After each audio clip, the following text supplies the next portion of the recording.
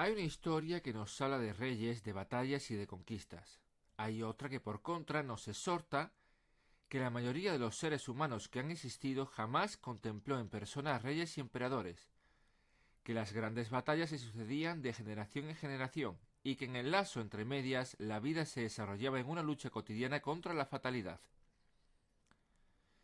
En la Edad Media, la manera de conquistar un territorio no era tanto un ejército que vencía al que allí estaba apostado, sino que mayormente consistía en un proceso de debilitamiento continuado, no tanto de los soldados del país vecino, sino como de su población.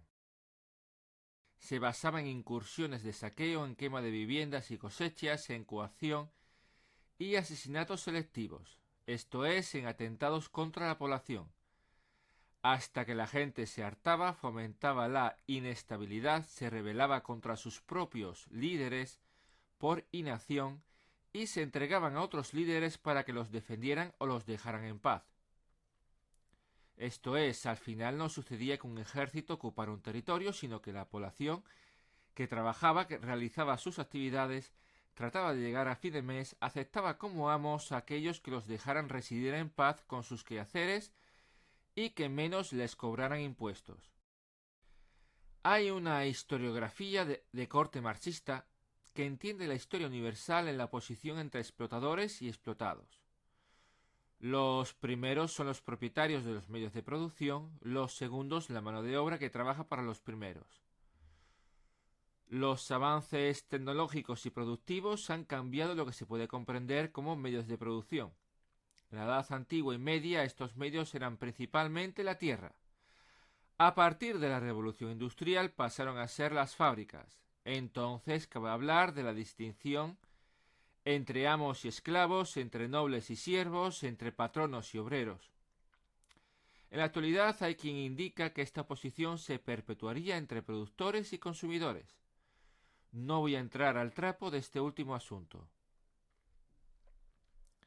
De lo que sí voy a hablar es que ni que decir tiene que existen múltiples matices intermedios, que reducir la historia a una oposición entre explotados y explotadores es un claro ejemplo de maniqueísmo, de sumir la realidad a un enfrentamiento entre buenos o víctimas y malos u opresores.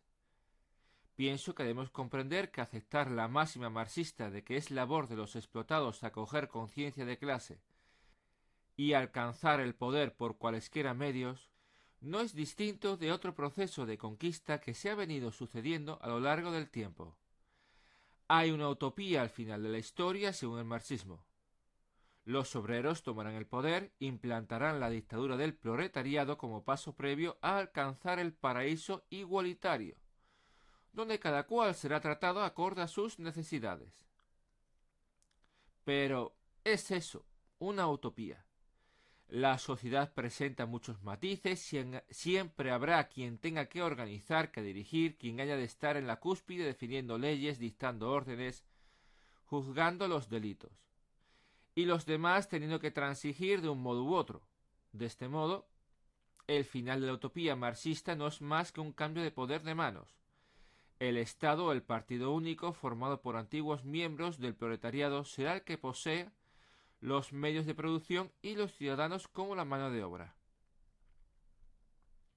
Seamos claros, siempre existirá esta distinción entre los que se concentran casi exclusivamente en trabajar y en dirigir sus asuntos con el fin de sobrevivir, y los que organizan cómo este trabajo ha de desarrollarse bajo qué condiciones con el fin de evitar los conflictos, aprovechar mejor los recursos o de ponerlos a su disposición.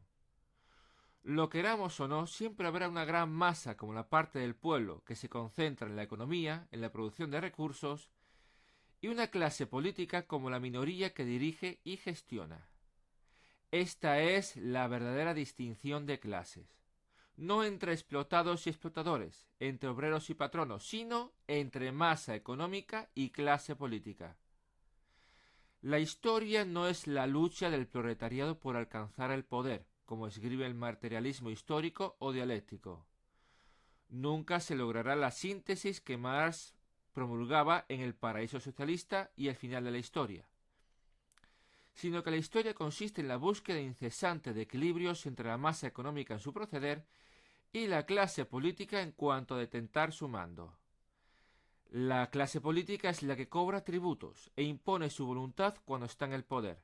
Es la que invade, la que conquista, saquea, destruye y desestabiliza con sus soldados y sus militantes cuando no lo está.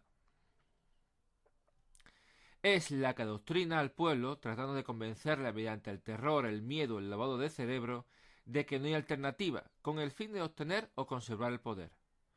Porque la masa económica, al fin y al cabo, es la que produce y sustenta, aquella que es la mayoría, la que ha de ser tildada como pueblo y la que tiene en su mano la última decisión acerca de cómo quiere vivir y quién le ha de gobernar. Como ciudadano constituyente de la masa económica, he de señalar que no por ser masa económica es mi característica la pasividad y la despreocupación por la política. Al contrario, pienso en cómo se ha de gobernar, en cómo habrían de ser las leyes deseables. Pero mi prioridad no se halla en gestionar y dirigir la sociedad, sino en formar parte de ella atendiendo a mi familia, a los míos, a su sustento y bienestar a través del trabajo y la satisfacción de mis necesidades.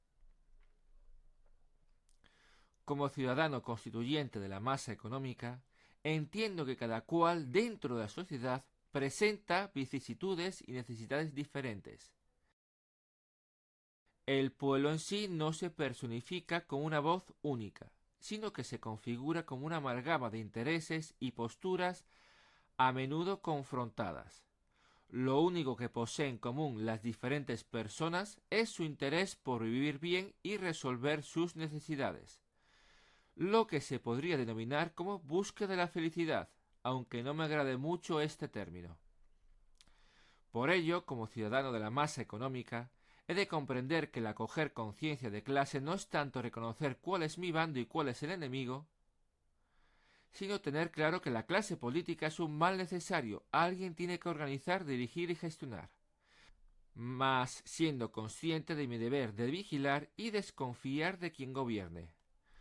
Por ejemplo, he de desconfiar del concepto de democracia tal como me lo han dictado, porque la democracia, del modo como se entiende actualmente, ha sido promovida y caracterizada de acuerdo con los intereses de una minoría política. También, siguiendo esta lógica, habría de desconfiar de todo aquel que emplea la palabra democracia para autocalificarse, autodesignarse o, en las ocasiones en las que se habla de democratizar, tratarlo como pura demagogia que una minoría emplea para dirigirse a la masa. Quizás, como miembro de la masa, tendría que pensar en otra noción de democracia. El poder del pueblo no se expresa en su potestad para elegir a unos representantes, sino en su capacidad para desarrollar con libertad sus actividades para satisfacción de sus necesidades con independencia de quien gobierne. Y habré de estar atento y vigilante ante cualquier intento de desvirtuar esto. De este modo, no debo profesar ni caer en el culto a un líder, a una facción política, a un partido o una ideología. Podré detentar mayor o menor simpatía, pero no por ello dejarme llevar por un discurso bonito y populista en detrimento de lo que me hace libre. De igual manera, habré de ser crítico ante cualquier postura política que aliente una dependencia por parte de la población hacia su causa. Esto es, que mi desarrollo como ciudadano dependa de determinada figura o ideología política. El objeto del Estado en una democracia debe ser incrementar la autonomía de sus ciudadanos con respecto al Estado. Aún más, habré de desconfiar de cualquier postura que promueva la división y el enfrentamiento entre los ciudadanos, que introduzca calificativos para quienes no siguen sus ideas, que trate de unir poder político y económico. Esto último significa tanto evitar lo ocurrido en otras épocas, donde el poder político era detentado por la minoría patricia, nobiliaria, terrateniente o empresarial, como, de nuevo, el hecho que la concentración de medios y recursos en el Estado conlleva a la dependencia de la población con respecto a sus decisiones y designios. Finalmente, habré de adquirir sentido de la responsabilidad en cuanto que ser libre conlleva deberes. Conservar y proteger la sociedad en su diversidad, en su variabilidad. Proteger las leyes que garantizan la libertad de discurso, la libertad de afiliación, de formar una empresa, de trabajar para satisfacer mis necesidades, de no sumirse a la voluntad del colectivo, aunque claro que todo esto no son más que especulaciones.